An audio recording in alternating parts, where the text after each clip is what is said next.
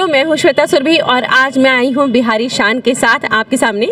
यहाँ प्रेमनाथ खन्ना स्मृति आदिशक्ति नाट्य महोत्सव 2021 चल रहा है। मैं हूँ यहाँ कालिदास रंगालय के परिसर में। आज का नाटक है ममता मेहरोत्रा का लिखा हुआ जुर्म। और जुर्म जो नाटक है वो अपने आप में बहुत ख़ास है। उसके जब कहानी ख़ास है तो उसके किरदार भी ख़ास होंगे, उसके डायरेक्टर भी ख़ास होंगे। हमारे साथ हैं इसके डायरेक्टर राजवीर गुंजन। क्या कहना चाहेंगे आप इस बारे में? जी, पहले तो बहुत बहुत धन्यवाद बिहारी शान का।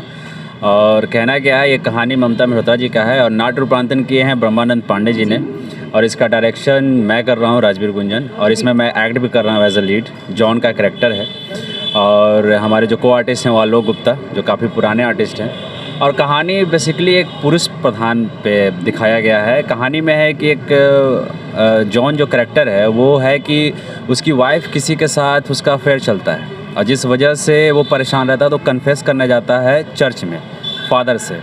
और कन्फेस के दौरान वो काफ़ी परेशान रहता है, काफ़ी चीज़ें उसको समझ में नहीं आती है कि मैं अपनी बीवी को कैसे समझाऊं कि वो जो रिलेशनशिप जो उसका जो अपना दोस्त है राजू जिसके साथ उसने बनाया है कि उससे वो ख़त्म हो जाए।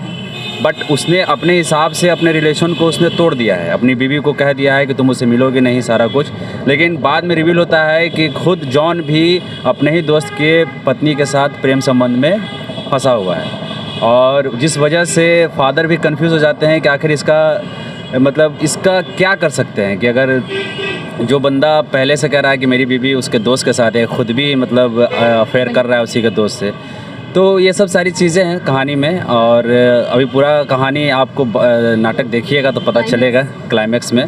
तो यही पूरा स्टोरी है। तो क्लाइमैक्स तो आपको पता चलेगा नाटक देखने के बाद। लेकिन एक चीज़ ज़रूर पूछना चाहूँगी आपसे कि आप डायरेक्शन भी कर रहे हैं और एक्टिंग भी, तो कितना फ़र्क पड़ता है दोनों काम में? अलग अलग फ़र्क तो पड़ता है। एज अ डायरेक्टर अब आप एज अ एक्टर भी आप साथ में काम करो मंच पे तो बहुत चीज़ें देखनी पड़ती है। आपको स्टेज भी देखना पड़ता है, बैक स्टेज भी देखना पड़ता है। बैक स्टेज में बहुत सारे काम होते हैं जो कि डायरेक्टर को ही देखना पड़ता है। तो वो सब चीज़ें, बहुत सारी चीज़ें हैं जो कॉम्प्लिकेटेड हो जाती है। बट प्ले करना है तो उसमें हम लोग चाहते हैं कि जो जितना बेस्ट हो सके उतना एफर्ट लगाते हैं हम लोग।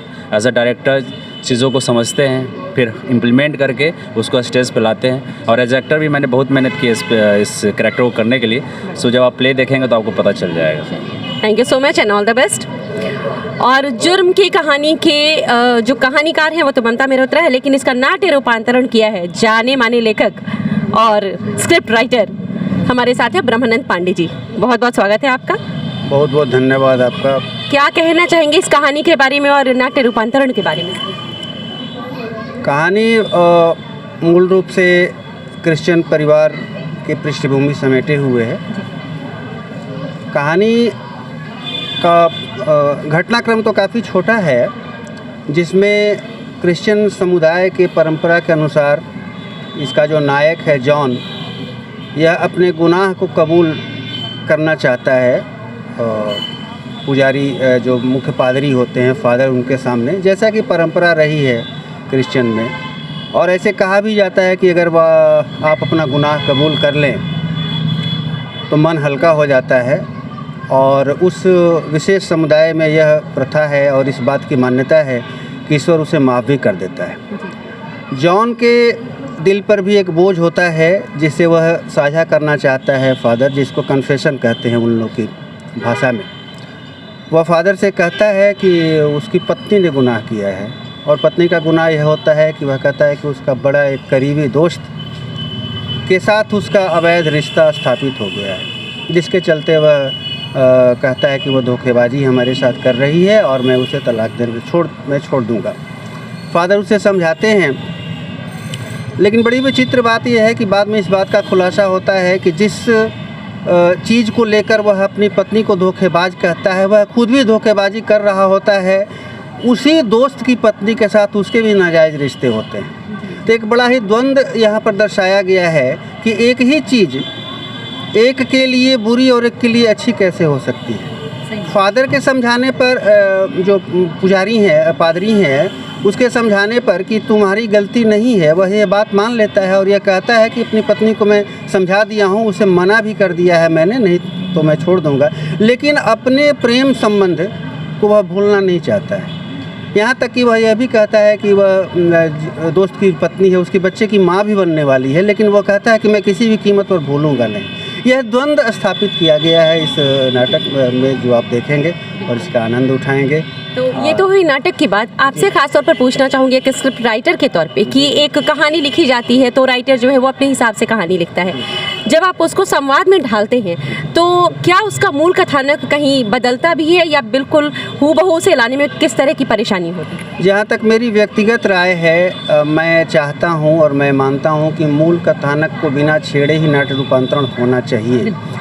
कहीं कहीं पर व्यवस्था ऐसी होती है, जैसे मान लीजिए कि कोई कहानी बड़ी छोटी है, उसका स्वरूप बड़ा छोटा है, तो उसको हमको अगर विस्तार करना है तो थोड़ी सी बहुत काल्पनिक चीज़ों का उपयोग हम लोग करते हैं। लेकिन यह कोशिश ज़रूर होती है मेरी, और होनी भी चाहिए, कि हम भटके नहीं।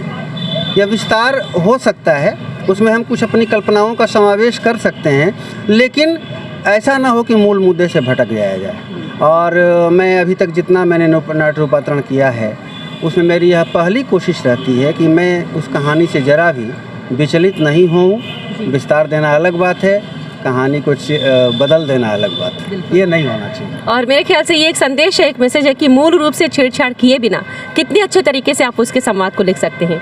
तो मैं बिहारी शान के साथ आज हूँ कालिदास रंगालय में। जुर्म का मंचन होने वाला है और लगातार ये नाट्य महोत्सव चल रहा है जिसमें लगातार नाटक हो रहे हैं। थैंक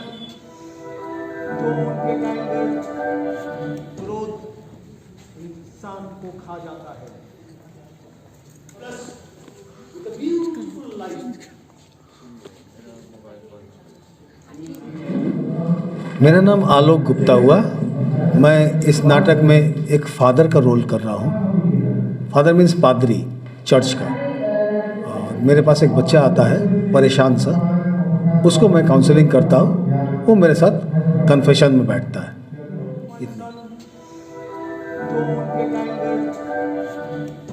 मेरा नाम सचिन मिश्रा है। जो अभी नाटक हो रहा है जुर्म, उसमें मेरा एक कैरेक्टर है राजीव का, जो जॉन का दोस्त है। बिना किसी झिझक के वो रोज मेरे घर मेरी पत्नी के हाथों की बनी चाय। विनीता सिंह। इस नाटक में कौन सा भूमिका? इस नाटक में जॉन की पत्नी का भूमिका था। क्या मतलब, क्या सीन? सीन ये था कि जॉन और उसकी वाइफ एक दूसरे से मतलब शादी वादी करते हैं। उसके बाद कुछ दिनों के बाद जॉन का एक फ्रेंड है जो मतलब घर पे आता जाता है, जिससे उसकी वाइफ का मीन्स मेरा अफेयर चलता है।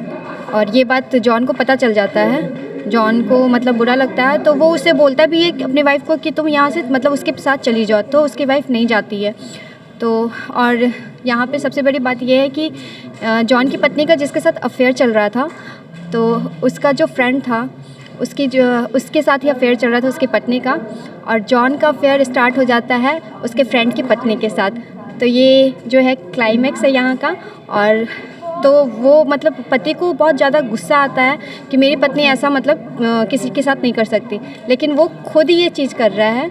तो यही चीज़ मतलब लोगों को बताया गया है कि अगर कोई औरत करती है कुछ भी अफेयर शादी के बाद या फिर कुछ भी, तो उसके लिए गलत होता है समाज के लिए। और वही चीज़ अगर मर्द करता है तो इसे गलत नहीं माना जाता है, ये एक्सेप्ट करते हैं लोग। तो बस इस कहानी में यही दिखाया गया है।